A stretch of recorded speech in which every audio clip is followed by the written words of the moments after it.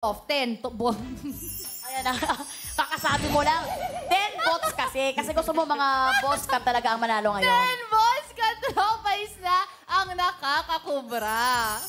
Ayan na nga, tiba-tiba na naman ang ating mga boss. Pero, Vinci, Racer, and Winston, bago tayo magpatuloy, kayo naman ang chichikahin ng mga boss. Congratulations sa inyong concert sa Araneta last September 9.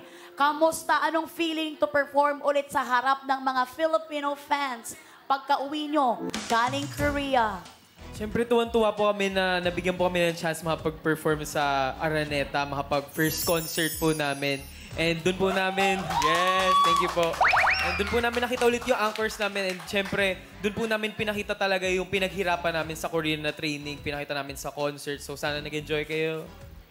Alam niyo ba si Racer is Batanggenyo?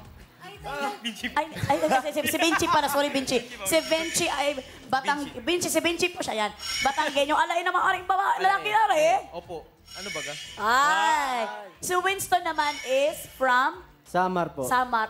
Anong feeling na talaga naman? Samar Leyte, Bisaya man siya. Bisaya, yun ni siya. Bisaya ka? Waray-waray. Waray-waray. Waray-waray. So anong feeling, Winston? Sobrang nakakataba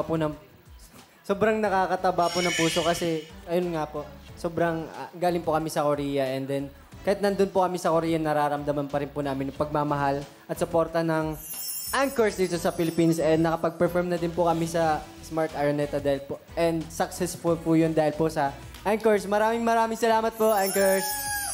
Ayan, maraming salamat, Winston. Winston. Baka gusto mo naman mag-thank you sa mga anchors in your native language na waray-waray. Go. Damo nga salamat, anchors.